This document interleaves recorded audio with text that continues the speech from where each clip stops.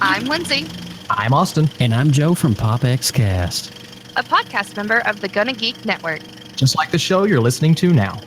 The opinions expressed are those of each individual host. Check out all the other podcasts at GonnaGeekNetwork.com. And get ready because geekiness begins in 3, 2, 1. You are listening to the Starling Tribune, a podcast dedicated to the Arrow TV show. This guy gets more airtime than the Kardashians, right?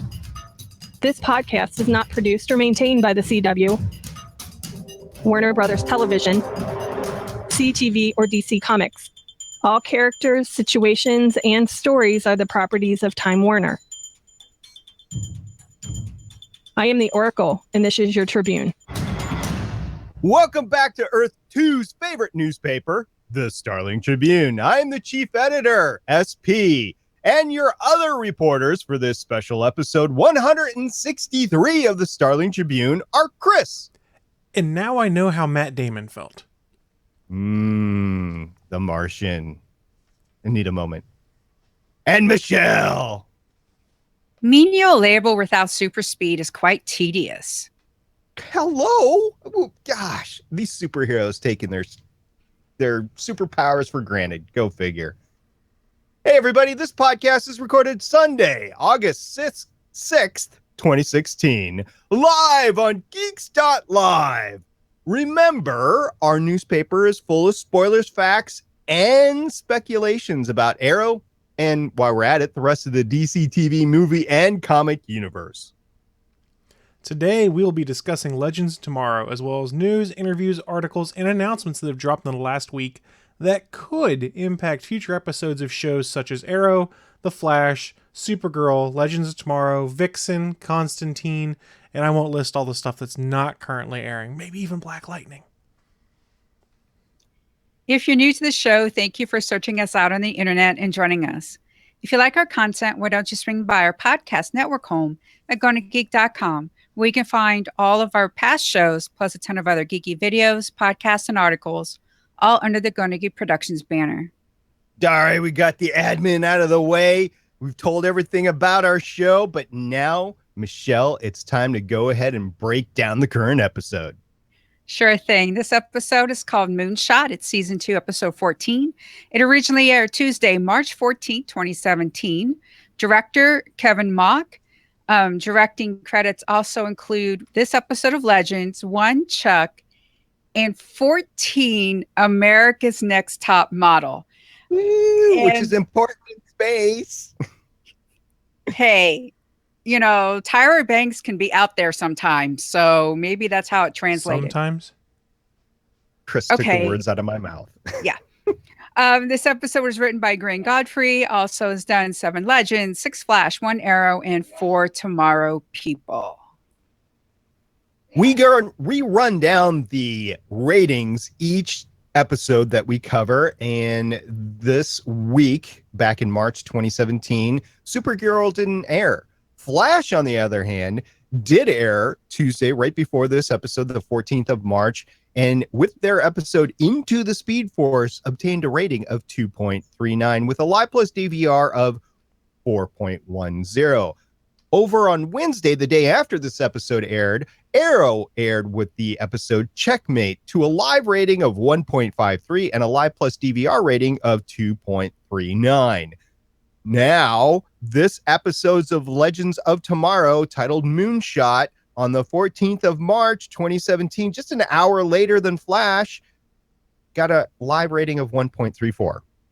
With a Live Plus DVR rating of 2.35, I have a postulation. I think I have a reason why this phenomenal episode got the series low rating for the second season of Legends of Tomorrow. Michelle, do you want to hear what my theory is? Yes, I do.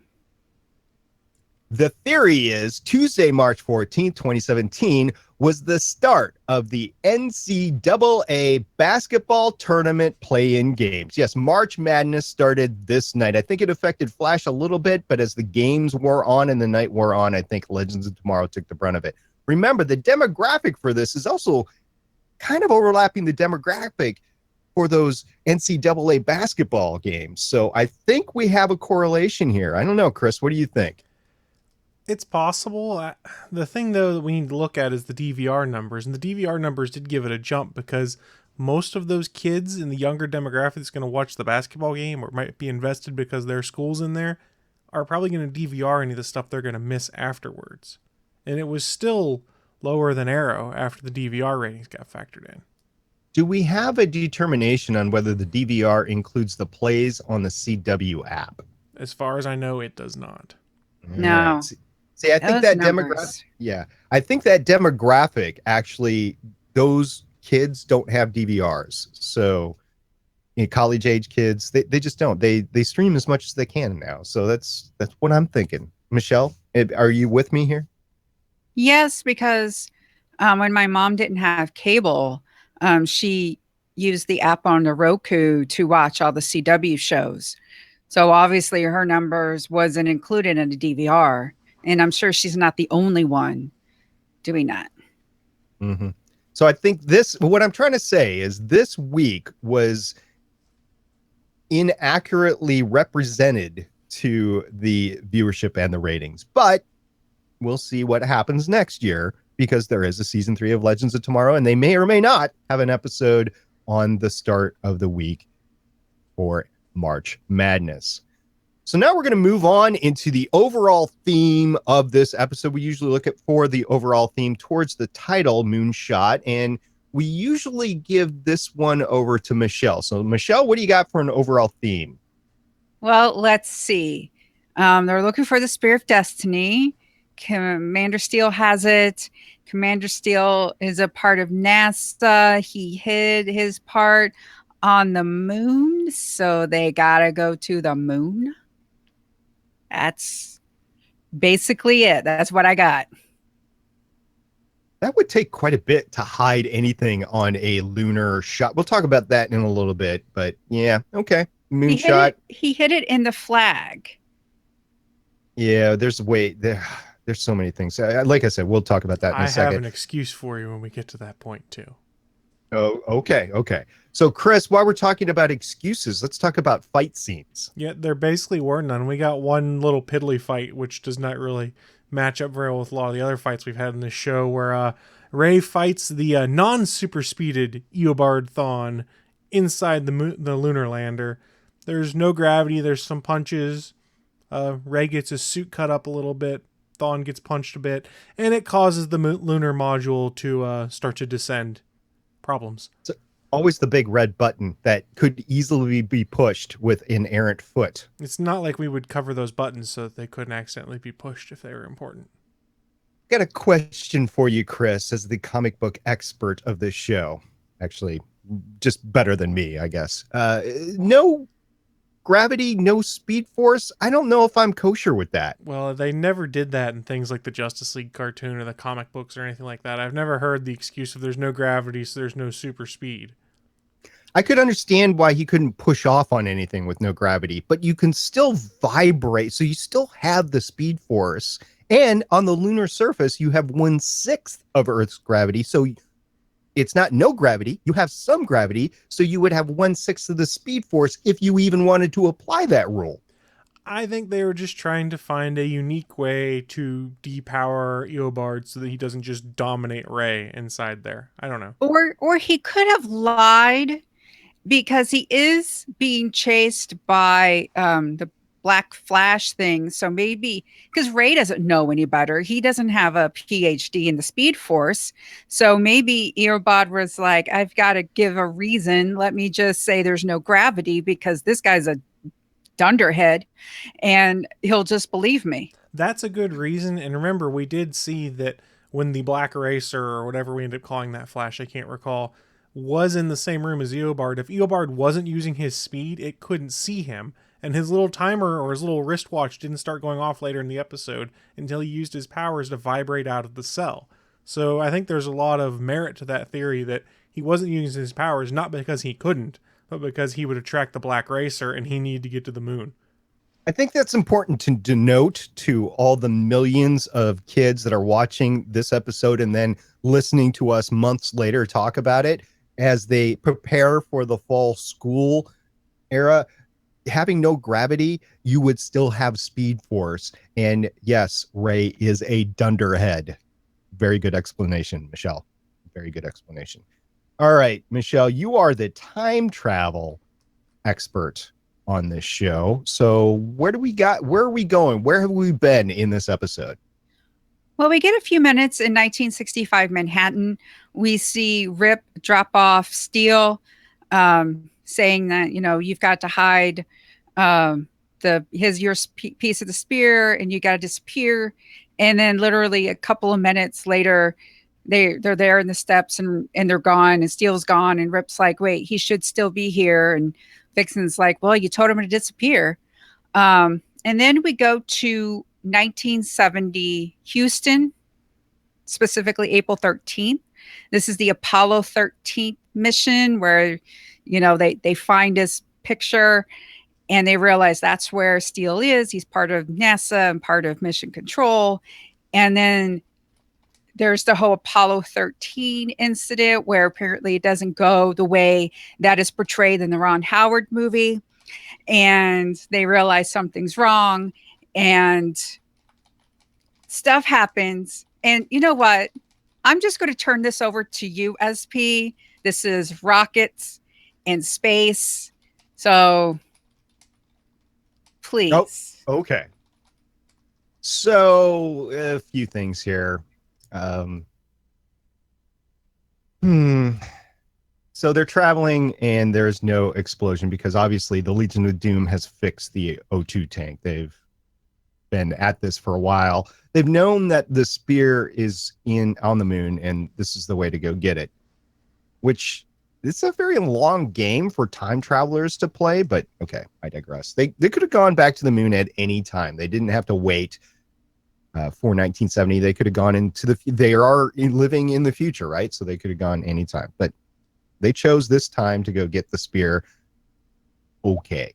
So they're in the spear, going for the spear. They're inside the Apollo 13 command module and LEM. They're headed there. It's been fixed. No big deal. No explosion. Then all of a sudden they go into the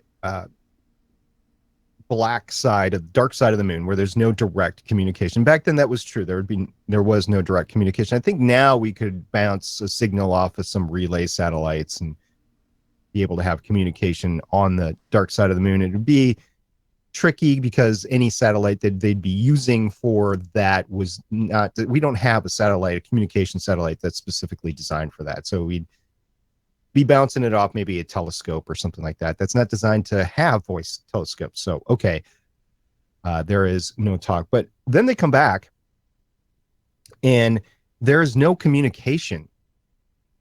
I think the flight commander would have called security. The flight chief on the deck there at NASA would have called security and had Stein removed immediately. Like, especially after comms would talk to the flight commander and say, I have nothing here. So yeah, there's that. But because plot, and Stein gets a great singing role there too. And Mick gets to play. Nice voice, Professor. Okay. I like it when Mick gets to play. That's all he did this episode. He got to play and eat a donut. So yeah. Well, and wear delicious. cool glasses. Glasses. Michelle, what do you think? I like those glasses. They fit. It was funny. Oh, okay. So the next thing that comes up is that because the LEM is ejected from the command module and forced to land, sure, if the LEM was designed to never be able to reattach to the command module, I think that could have been done actually. And they didn't have to land, but apparently that's what they were doing. So, okay. What was going on within the module would have caused a rotation at the very least to knock the spacecraft out of stability, but not out of their flight plan. When the LEM was ejected, that would have knocked the command module out. I doubt it would have busted it out of its orbit. And it was apparently because it was probably in a free return trajectory, which means that it would go around the moon, and if they didn't do a burn on the other side of the moon, that they would have returned to the Earth in a free return. It's just how gravity works, kids. And the mission was specifically designed to do that. So now the command module is headed out towards meteorites, which when I first saw this, I was like, there's no way the asteroid belt is that close to the moon. But that's not what they insinuated. They insinuated that there was a meteor shower, basically, that was nearby. Okay. But the ground radar would have picked up where they were. There wouldn't have been I don't know where they are. It would have been, they are not where they're supposed to be, and we're going to find them with radar tracking, because that's what they did back then. They tracked those flights pretty staunchly. So yeah, some things I can get, some things are like, but in the end, this is not how this would work. And then when they do land on the lunar surface, they're walking around the limb like no big deal. That's not the case either. You have 1/6 gravity. You had to, even in the limb, modify how you'd walk. Well, that was a cost savings measure for them in production, so they didn't have to try and do low gravity, zero gravity environment on the moon. Yeah, true. Okay, so the spear being on Apollo 11, which we don't see the Apollo 11 remnants of the lunar module, by the way, which we would have, but that was just a cost-saving measure for the show for graphics, I'm assuming. Everything was weighed before it went on the spacecraft. Everything was weighed before it was packed. They would have noticed even the slight difference in the weight from the flagpole with the spear in it. So that's where I'm scratching my head. I don't understand why that happened, but that's me being Commander way too Steele realistic. forged the logs. Yeah, Commander Steele. Maybe he put it in there and then it was weighed. No, because everything is weighed against what it should have been. I look it at wasn't it this just way. weighed and packed. He was a bigwig at Mission Control and things like that, so he probably had the poll, albeit unknown to other folks, to go and screw with the results enough or obscure the fact that this flagpole weighs more than it should. That was how I read into it, at least. Well, he was a bigwig enough to be able to slug a reporter and get away with it. That was pretty cool. In the middle of all of the other reporters sitting in there, yeah. Different time. I don't know. We might see that happen again in current days, but that's neither here nor there. So, yeah, if anybody has a question specifically on Apollo 13, you can reach out to me and we can talk about it on the show next time. So let me say this episode is science fiction. There you go. You've been waiting a long time to say that, haven't you? Yeah. Yeah, definitely science fiction. All right, so that is the time travel. That is the fights. Now we're going to go down the crew, and we're going to have to start with Captain Lance. And Captain Lance had a very special episode this week in relation to the former captain of the Wave Runner. Yeah, this is the episode where Rip saw that, wow, she's really become a captain. She's come into her own.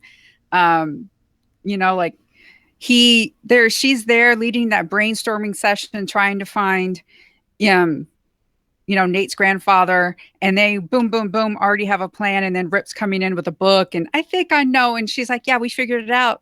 Let's do this. And she has a plan, let's infiltrate NASA, then something happens. We're going to send Ray to Apollo 13. This happens. And I'm going to use the ship like Rip did and shield from, the meteor. She, something happens. I got a plan for it. And makes a decision and stands by it. So, Chris, what did you think about Sarah's performance? Well, like you guys were saying, she kind of proved to Rip that this is her ship now. And there's that moment at the end where they kind of reflect on that. And she goes, so what you in here sulking about? And it's the fact that she did a better job of putting together that crew, of making them not be dysfunctional than he did. Now, that being said, part of Rip's problem has always been that he's running at 1,000 miles an hour and was screwed up in the head, and having his mind scrambled probably didn't help. But Sarah's killing it as captain, and he realizes it now. So I'm going to throw a curveball at you guys. We've been rating Sarah Lance as Captain Lance of the Wave Rider for the last few episodes. I'm going to ask you to rate both the ex-captain, Rip Hunter, in this episode, and Sarah Lance, Captain Sarah Lance, for this episode. So, Michelle, why don't you start rating the two captains? Well, Rip was always like a step behind. And he was kind of questioning Sarah, not really like getting on board. I really don't know if he could have done what she did. A 3 for him. And for Sarah, look, they gave her a plot as SP basically explained how just ludicrous, it was. So considering how loosey-goosey they played with the science, I would definitely, 9.5, almost a 10. Chris, those are high marks. What do you think?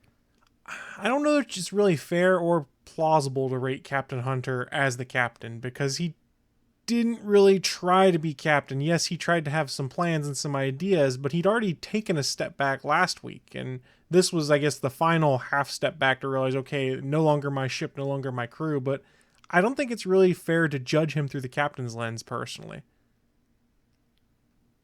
Okay, well, I'm going to anyway, but go ahead, rate Captain Lance. Captain Lance, 8, 9, somewhere in there. Okay. 8.5 we'll have to go with. So 8.5 and then 9.5. So Captain Rip Hunter. He was bashful. He was not direct in his communications at all. He was non-communicative on what he was doing or what he thought needed to be done. And he had still had this assumption that, even though they've talked about it before, that he might be in some position of power. He didn't even take the step down and say he was like first officer and do the first officer stuff with the captain by presenting the captain with alternative solutions, controlling the crew, none of that. He was miserable. A 3 would be generous for this episode, but I'll go 2. Now, Captain Lance was awesome. She had some command issues on her ship where she didn't know if she should be the one in charge or not, but she did end up making the decisions. Her command was reaffirmed, and she made the smart moves every single time, including trying to control the Wave Runner when it didn't have any controls on there as well. Did you see her moving that stick? Yeah. Didn't mean a thing for her. I will give her a 9 on this episode. So that's squarely a 9 for her, and a 2.5 minus Chris's non-vote for Captain Rip Hunter. Well, he's not the captain. You can't vote. You can't judge him as a captain.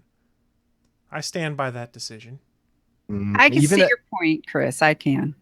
And even a former captain always will be evaluated as a captain. Look at Star Trek, the motion picture. Who, you've actually watched that and not fallen asleep? Yeah. It's so boring. And Captain Spock, Captain Sulu. I mean, yeah, all captains. But that's neither here nor there. I think we're in agreement that he got low marks and she got really high marks. So let's move on to the rest of the crew. Michelle, where do you want to go next? Again, seeing Ray geek out is still cute and endearing. That's Brandon Routh's really like superpower when it comes to acting, that he can make Ray charming and endearing when he is jumping around the moon and pretending to be Matt Damon. Matt Damon. Sorry, I was watching Team America the other day. So I did like the little video short that he did, like The Martian did, and unfortunately it was all ruined and everything. I would have preferred that to have perpetrated for the rest of the episode, but they would probably cut it for time. I don't know. Yeah, Ray at the end is asked if he trusts Eobard Thawne, and Ray says yes. And I think that's too simplified. I think he should have said yes in this. I don't trust him overall, but I trust him in this, and he didn't. So that's somewhat of a character flaw. Maybe poor writing. I think that was implied. I know that's a little bit of poor writing, but I think Sarah kind of implied, do you trust him in this? And after all, Eobard took astronavigation when he was in grade school. So he obviously knew it was 38 degrees. Well, and he has a self-interest, like Eobard had mentioned earlier, in not wanting to die. So, I mean, he's not going to steer him wrong, but no, it needs to be 36 degrees so they can all explode in a flaming ball of death. I don't disagree that his 38 degrees should have been trusted, but the question that was asked of Ray was, do you trust him? And Ray said yes. And I didn't necessarily take the implied, although I can see that, Michelle, but I just think it's poor writing. Well, do you trust him in this? Should have been the question. Let's be fair, though. The Eobard we've seen, he doesn't really lie to play his mind games. He's just pretty much in everyone's face. And it's like, I'm better than you because I'm from the future. I know how this stuff works. So Eobard, aside from the fact that he pretended to be Harrison Wells for years, which we got a nice reference to in this one in case folks had forgotten, the Eobard we've seen in Legends is more just in your face and I'm better than you, I'm smarter than you, and he doesn't really tell lies. He doesn't tell the whole story at times, but... Which could mean a lack of trust. Or just arrogance. Yeah, I think that might be part of it. I would never trust him. Ever. Well, I don't think I don't think they had a choice on that ship. Either they trusted him or they had the potential to blow up because Stein couldn't get it worked out. I would have trusted him with the 38 degrees, although I probably would have come up with the same calculations myself. I don't know what Stein's problem is. And I would have trusted him in his intentions to escape the moon as well, because again, he either helped or he was dead also. If it impacts Eobard's self-interest, then you can pretty much trust him there because he wants to live. That's his entire motivation through Legends of Tomorrow right now, is he wants to stay alive. Which he owns up to. I don't think anybody really realized that's where we were at until now. I'm trying to remember the conversations with the Legion of Doom. I don't think that has really come out just point blank like it did right there.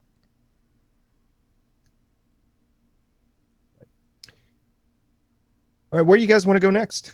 The trio of British scientists. And their British accents. Mick Roy's no attempt to have a British accent. I think he wins. Oh, that was funny. Because really, let's just face it, the best moment is when Jackson is like, you need to create a distraction, and Stein decides to sing. That was fun. As a matter of fact, it even played in the post-credits after the show is done. They had, at least in Netflix, and I seem to remember this live watching it, that there was a little cutout where they did the song again, and then Mick said, "Nice voice, Professor." It was all great. The singing. Well, singing was fantastic. And I rewatched it on Netflix because I bought the season pass when it was on sale. They also had the singing in the outro credits on Amazon Prime as well, or Amazon Video, because I guess it's not a Prime Video. But so was the singing GonnaGeek material? Not quite. So Well, Stephen wait a John minute. Drew still has. Roy did join in. So I would say yes. Okay. I don't know. I'd have to defer to Stephen Chandra. So when Stephen watches this, he's going to have to get back to us, and he's going to have to tell us whether Stein singing was GonnaGeek material or not. He would be the expert that would know best. I did like the fact that was screwing around with the communications and nobody went down there to check. It's just a glitch. Like the communications aren't working. Let's check all the relays. Nope, nobody did. Because plot. All right. Exactly. Well, there's a lot of that that's definitely here. So we have the whole thing between Nate, his grandfather, Commander Steele, and Amaya going on. And there's more than just the relationship things going on. There's time issues going on as well, isn't there, Michelle? Yes. I thought this was a very interesting way to talk about time travel on a personal level. Nate not only is really happy to see his grandfather again,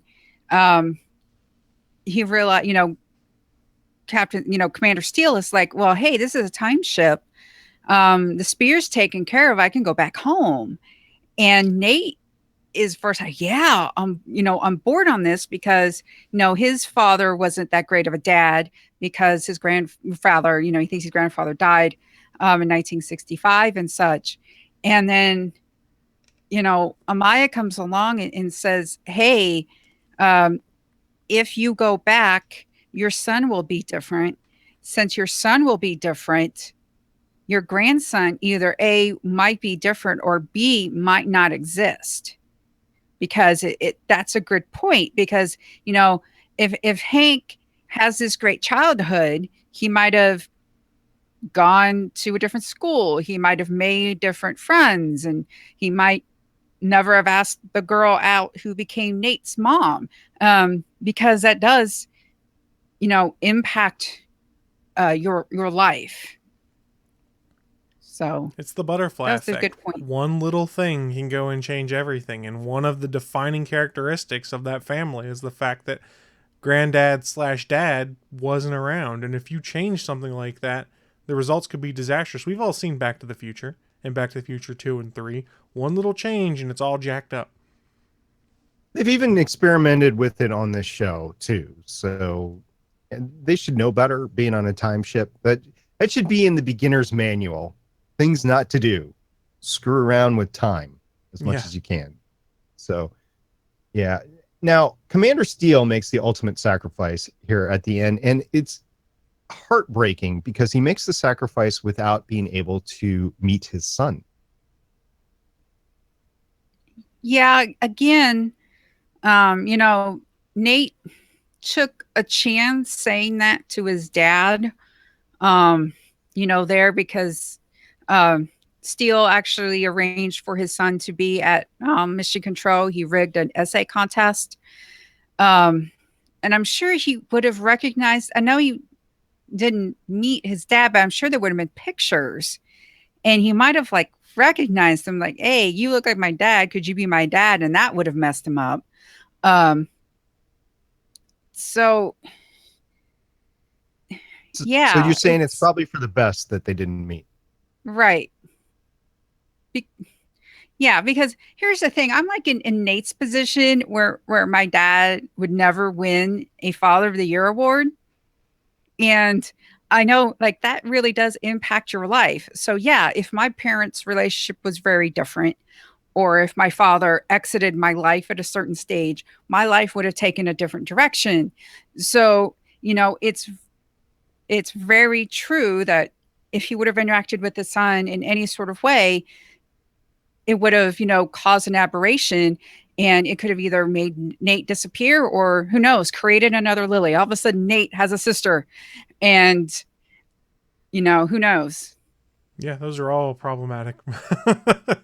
If Nate had a sister, Ray could date the sister. Why? Why? Well, why not? I mean, they're like best buddies anyway, right? So just introduce another part of the relationship. Yeah, I think it would work. It would be great. It's generally not good for the women who Ray dates. That's true. I hadn't thought about that, but she wouldn't know. Nor would she care if she really liked the dunderhead. All right, Chris, I'm at the end of my notes. What else do you got for this episode? I don't really have a ton else, I don't think. What was I thinking? Mick Rory, his intro was the best this week. He continues to get the best intros when he gets to do them. I wonder if they script them themselves or if it's scripted for them. I wonder if they're able to ad-lib. I bet they ad-lib some. I bet they give them an outline of here's what you need to say, and then you guys just go to town, because there's always variations, different than the fact it's just the characters would speak differently. I did have one thing to bring up. Gideon was awesome as always. And now that we've met Amy Pemberton in person on the show, I can actually see her in the room talking to people as she's saying stuff. So it's always great to hear Gideon's voice. Michelle, I know you think that she's one of the highlights of the show. Yes, that was, funny when she's just like, "Oh dear." I love it when she says that. What a great voice actor and actor, actually, too. So Michelle, yeah. Oh, sorry. I'm just gonna, go ahead. I wanted to. My last thought was Amaya asked Gideon to show her future. I'm surprised Gideon didn't say there's some sort of protocol against that. Like, I know she tells Amaya that's not advised, but wouldn't there have been like some sort of code in her that says you access denied or something? That was kind of odd. For lack of a better term, a temporal prime directive or something like that, if you will, that is, no, you can't go and help change the past either. Because how do you fix the fact that she knows all about her future now? I think we're off the reservation because the Time Masters are no longer. And this crew has been acting not as an official crew, more as a ragtag pirate, basically. I mean, legends. It was brought up in this episode again when Sarah called Rip a legend. Okay, if that's what they want to call themselves, legends. But I think that there's no real rules anymore. And I don't know if she was ever programmed for that because there might have been a need for that information at any point in time. So I don't know. That's for me because I see both sides of the coin. Yeah, temporal time directive. That's a good one, Chris. You should make that up. You should write that up and write an article. Star Trek. Yeah, a temporal time directive. Temporal prime directive. Is that from like Enterprise? Yes, it is. Ah, I own up right now, Paramount. Don't sue me. I took something you said and twisted it around a little bit to using something else. Don't sue me. And did I mention don't sue me? All right. So I think that's it for this week's episode. I'm looking forward to next week's episode. Michelle, what do we got in the hopper? We have Fellowship of the Spear. It's going to be season 2, episode 14. It aired Tuesday, March 21st, 2017. The legends land in France during World War I and enlist the aid of J.R.R. Tolkien to retrieve the last pieces of the Spear of Destiny from the Legion of Doom. Directed by Ben Bray, written by Kido Shimizu and Matthew Mala. Looking forward to that. Ben Bray has done some amazing episodes. So with that, we're going to go into the newsroom.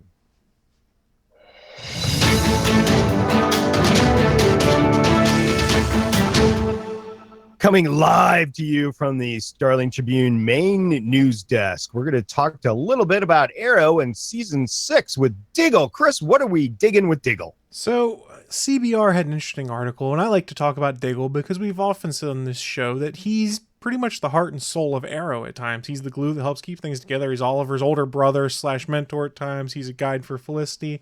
Well, season 6 is supposedly going to break him both physically and emotionally. When speaking with the press at Comic-Con, David Ramsey confirmed that Diggle does in fact make it off the island alive, but he will be a profoundly broken man when he returns to Star City. Asked about Diggle's greatest challenge going into season 6, Ramsey replied, "We have to break Diggle. I think season 6 will see Diggle get broken in a way he hasn't been broken before. It already starts in the first episode, and I think there's a certain amount of it that will continue throughout the season. I think it's an arc for Diggle that we haven't seen, even beyond his brother coming back to life and killing his evil brother, and that leading to the death of the Canary. Diggle's brokenness will in part come from the trauma of the island experience and will greatly affect the whole team. Now, Diggle is generally an open book, but there could be some bad things going on, and he might try and hide some of it. So, guys, be prepared for a version of Dig that we might not have seen before. Poor guy's going to have it rough, and I feel bad for him. Diggle's going to be broken again. I feel, even though they said, like, we haven't seen him before, we've been down this road at least twice. I don't want to see it again.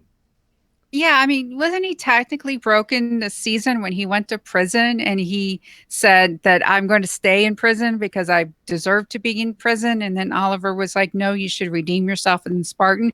And then he was like, okay, bro. And then they broke out and stuff. So the only thing that I can think that would really break Diggle from the island, just off the top of my head, I haven't put a lot of thought into it, is Felicity's death. That would affect Diggle quite a bit, but I don't know if that would break him. So I think Felicity dying is entirely possible. There's a conspiracy theory floating around the internet that is, if you look at social media, Emily Bett hasn't posted any photos or anything from the set of Arrow or anything on site in Vancouver, it seems like. So everyone's going, ooh, we can look at the social media and say she's dead, when really it could just be a play. But that would be an interesting way of looking at it. Something's going to happen bad there, be it that the team gets broken more, they have to live with something terrible that's happening. Maybe Diggle fails to save someone on the island. It's within his grasp to be able to save, say, Oliver's baby mama, whose name I'm forgetting all of a sudden, and he screws up, can't save her, and has to live with the fact that because of him, his best friend's son is without a mother now, or something like that. There's going to be something that happens that's going to lead to a lingering doubt in himself and everything that's happened. And David Ramsey plays the emotionally beat up, I don't know quite what to do character pretty well. And I'm really curious to see what he does with it now. Yes, we'll see, even though I don't want to see it. I think that's now the mantra. So I like the character, so I don't want to see it, but I like the actor, so I'm really curious to see what he can do with it as well.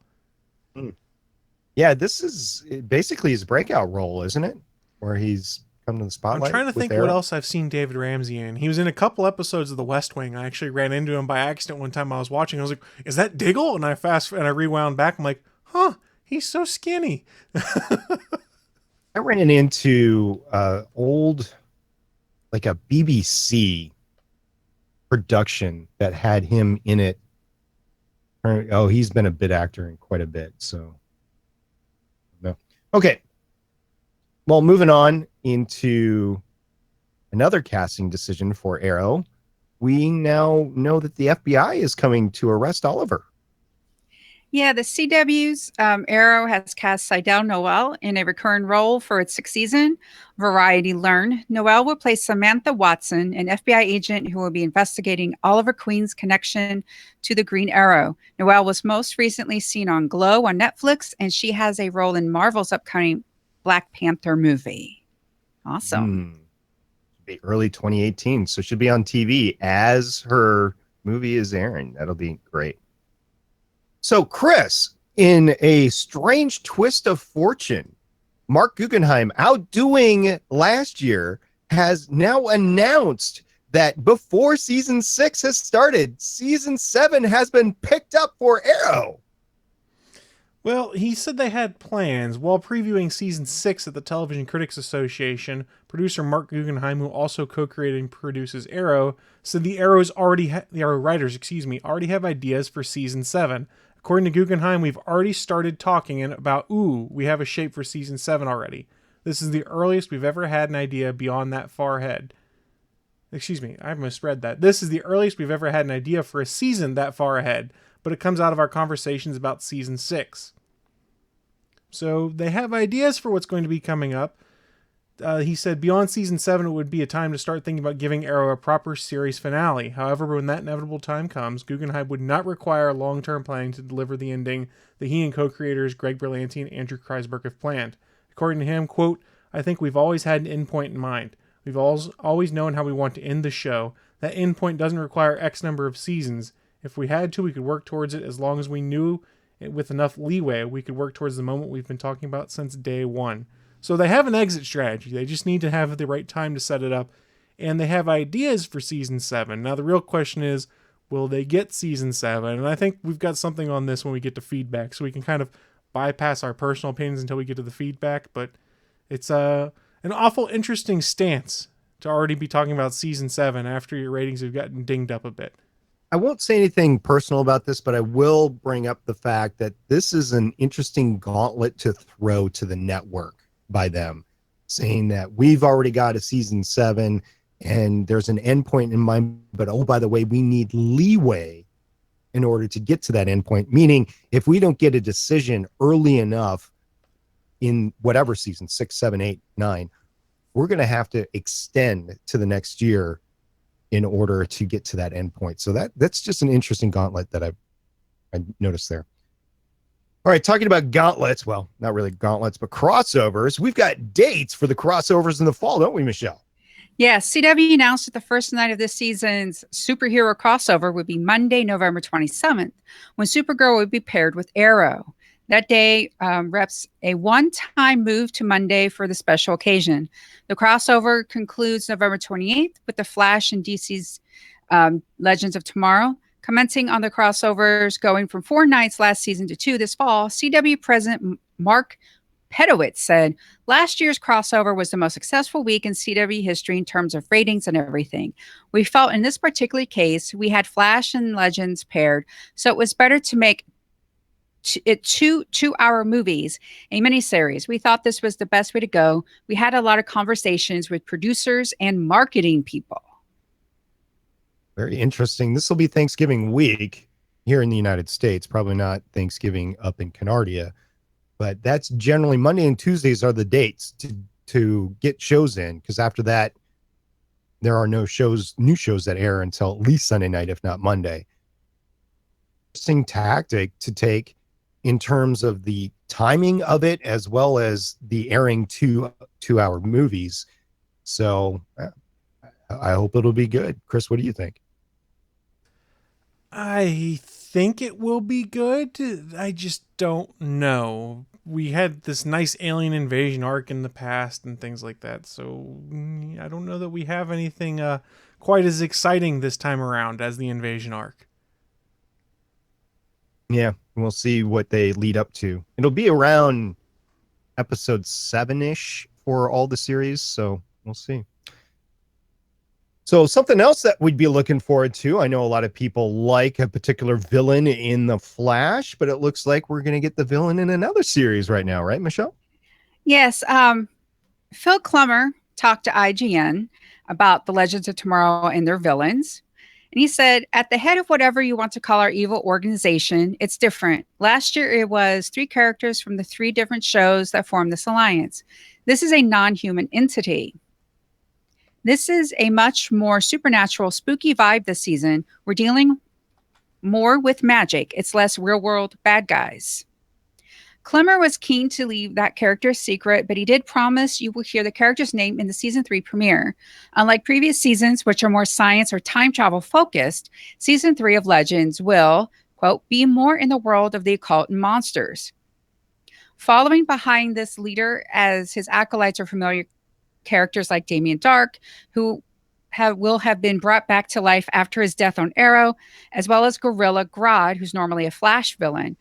This will be a post-Gorilla City Grodd.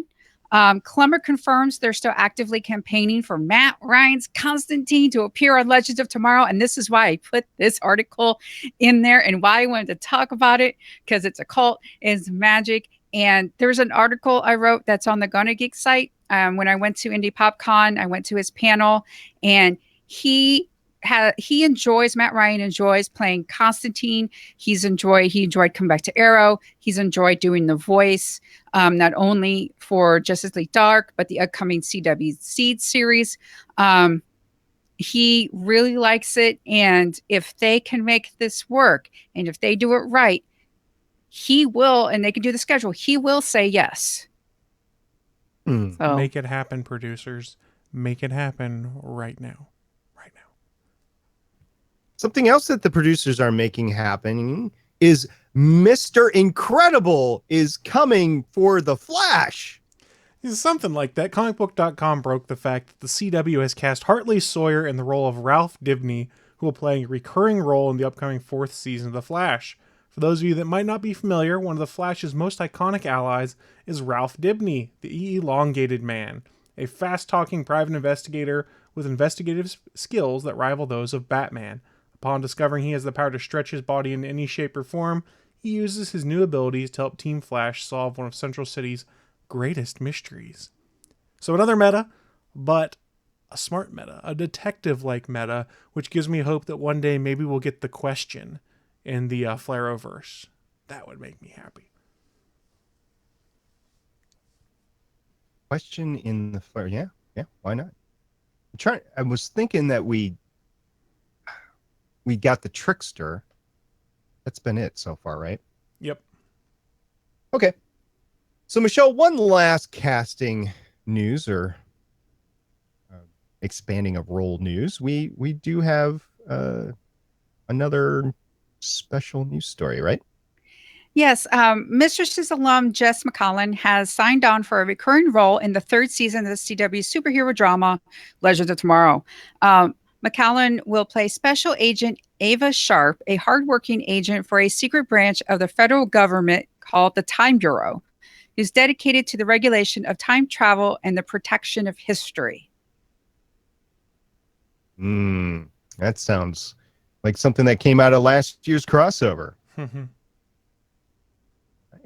Looking forward to seeing Jess on set. I think that's it for the news, but we've got some feedback to run through, don't we, Michelle? Yes. I tweeted out a link to the article that Chris talked about with the producers of Arrow saying, hey, we got plans for season 7, even though we have not been renewed. And I posted a question that says, how premature do we think this is? Love the show, but we have to be honest about the ratings. And Cody, at Cody from Ohio, said Supernatural is still on air. I don't know what its ratings are compared, but CW isn't afraid to keep things going. And I admitted that's true. But Supernatural's numbers have been consistent, but it is cheaper. There's a smaller cast for, Supernatural, and it has a really rabid following. That's putting it. That's not a strong enough term, rabid following, for Supernatural fans. I don't know what the right terminology for that is, but if you go and browse the internet or you talk to someone who's a Supernatural fan, it's a ridiculous amount of excitement they have for that. And I'm not saying that in a bad way, but it's a show that's going into its 13th season, and many of them are still just as excited as when they first discovered that show, which is incredibly impressive to me because we do a podcast about Arrow. I point blank said, I think it was in season 3, that if we weren't doing a podcast about Arrow, I probably would have quit watching Arrow at that point in time. And I'm glad I hung around because season 5 came around. But there's been lulls in Supernatural, but they've still predominantly all stuck around. And there's a rabid excitement about it that just astounds me. Apparently there was a pop-up Kansas concert. I guess that's their band. I don't watch Supernatural at SDCC that Haley over on the Crimson Comet got to enjoy. Yeah. Carry On My Wayward Son by Kansas is like the unofficial theme song because Crypty, the creator, loves, he used that song a lot. And it's for them to get there. And then, Chris, you put a note in about Supernatural's ratings. Yeah, I was going to bring those up. So let's do some comparison here. We just talked about in the ratings portion of this show what Arrows were, and it was like a 1.5 or whatever for the episode that it aired that week. So let's compare things a little bit. I've got the last 2 seasons worth of ratings for Supernatural. So season 11 and season 12. And season 11 was pulling a 1.78 on average with a 0.7 in the key 18 to 49 demographic. And then in season 12, it went down a little bit, but still pulling a 1.675 with a 0.6 in the 18 to 49 demographic. This was live plus DVR, if I recall correct. No, it was just live plus. So that's live plus like the first day's DVR ratings. But still, not terrible ratings for a CW show, especially in its 13th season. And like Michelle had said, the cast is smaller, so you don't have as much cost. That's why you keep having Supernatural come back. You don't have the giant cast where you've got, how many people are on Arrow now that are pretty much always being shown? 10-ish? Where you've got like 4 in Supernatural? I think they're going to transition into more guest roles or more limited run roles in the future just to keep the cost down on Arrow because the ratings don't justify a season regular for a lot of the cast.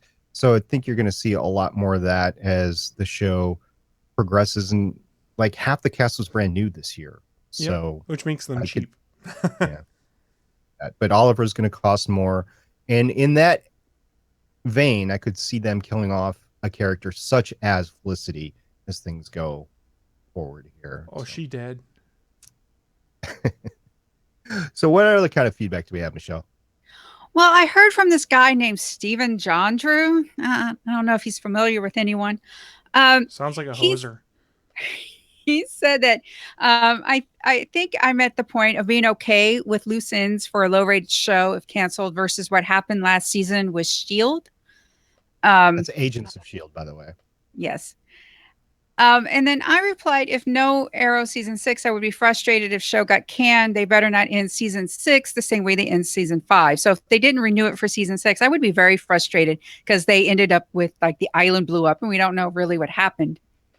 And Steven replied, I guess the question is for low rated shows, is it better to treat every as the last or take a leap of faith and focus on storytelling?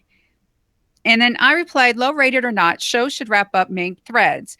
And I said, Gotham is a good example. Main points are dealt with, yet you can see there's more story. And then Steven said, I guess I'm just a sucker for a cliffhanger. So what do you guys think? I mean, which approach do you prefer? You need to wrap things up if you think you're going away. Some of the worst cliffhangers out there are things that have never been fulfilled. Look at Space Above and Beyond, where season 1 ends on a cliffhanger. Look at Stargate Universe, which, while it had its issues, ends on a cliffhanger with one of the most beloved characters of that series. Was he or isn't he going to die? We don't know. You need to have the respect for the fan base as well to finish a story. Yeah, Alpha Season 2 is another big one that I always tend to bring up along those discussions. You can have a cliffhanger, but wrap up the current story arc and just like mention something else. Like this past year, what was that? Designated Survivor show. So that's a good example, but bad example of how to run a first season of a show since they ran through 5 showrunners. But they got to the end, they wrapped up all the arcs, but then they were like, okay, we've got this new thing that is on the horizon. And I would have been fine at the end of Designated Survivor for that to be it. It did end up getting renewed for season 2. We're going to see more of that show, but that's just an example of how you can do it right. So they need to do something like that with Arrow. And with Arrow, if the rest of the Flareverse is running, then like with Matt Constantine, you can have Oliver Queen or whoever inject themselves into the other shows here and there. So that's a possibility as well. And I'm less concerned when it comes to Arrow because we just had the news story in here, which is if we have time, we know how we want to end the show. It's just a matter of they need to be told in advance to be like, okay, look, this is your end date. This is when everything has to be done so that you can get that proper ending. I don't want to be like Angel was either, where they decided last minute, oh, we're not going to do this. And Joss Whedon just didn't change the ending. So Angel ends on a giant cliffhanger that was thankfully resolved in the comics. But still, fans don't like it when these people they've invested years into watching are then going, well, that's it? I don't know what's going to happen. No, that's not what we want. We want resolution. Yeah, Lucifer did a great job of this. It had this overarching story, like with his mom and dealing with like, because his mom, actual Lucifer, you know, God's wife, came, and it was all this stuff, and then they actually dealt with it in the season finale. But then they had like this little stinger at the end where Lucifer wakes up naked in the desert, and you're like, well, like what happened? And it's like, you know, even if it got canceled, it's like, okay, that main story would have been resolved. It's just like this little what could have been. Well, it's like, it's okay. But the main point was done. So I would have been okay. All right. Well, we'll see what happens at the end of season 6 and whether or not we actually get a season 7 of Arrow or not. Now, for more great geeky content, Chris, do you know where I can go? Well, I've been told you can go to this place called the GonnaGeek Network because they have a variety of different awesome geeky and nerdy podcasts there. And I'm told that each week when we talk about it in here, we try to make you guys go and check that out, but also remind you there are some really cool specific shows, some unique shows, and we try to pick one so that you go and check that one out. And this week we want to talk to you about mini episode number 4 of the Super Geeky Playdate. This is entitled Kevin Eastman. Kevin Eastman joins the Super Geeky Playdate to talk about his life, his upcoming comic, Drawing Blood, and his experience creating the Ninja Turtles. Yes, that Kevin Eastman, who is pretty much an icon for developing the original Ninja Turtles, He's writing a new book. It's coming out on Kickstarter, kind of his life story, and it kind of involves the origin of how they came up with the turtles. I've heard good things, and the guys over at Super Geeky Playdate have the interview with him. So go check that out over at GonnaGeekNetwork.com, and also go check out some of the other awesome geeky and nerdy podcasts that are there as well.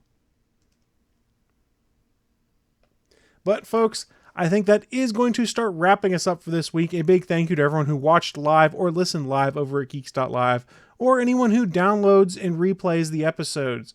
I want to remind you folks rather that you can download the podcast, listen on Spreaker, replay on YouTube, just consume it. We're out there everywhere.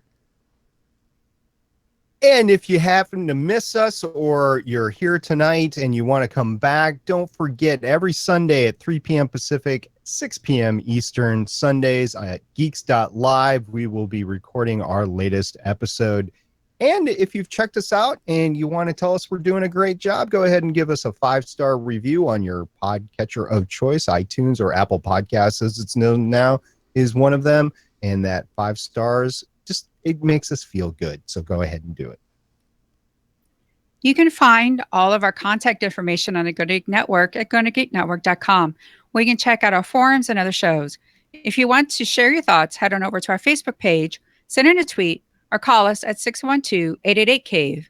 That's 612-888-2283. Great episode, guys. That wraps it up for another week. Any last words before we sign off? At Stargate Pioneer. Hashtag Dunderhead. At the Chris Farrell.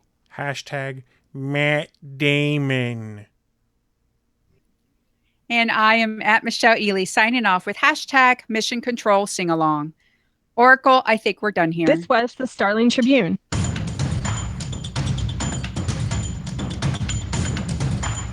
You can leave us feedback at GonnaGeek.com or check out our archive at StarlingTribune.com. Visit GonnaGeek.com for more podcasts. Music by Kevin MacLeod can be found at Incompetech.com. This podcast is not produced or maintained by the CW, Warner Brothers Television, CTV, or DC Comics. All characters, stories, and situations are the property of Time Warner. No infringement is intended. We will see you for the next episode of CW's Arrow.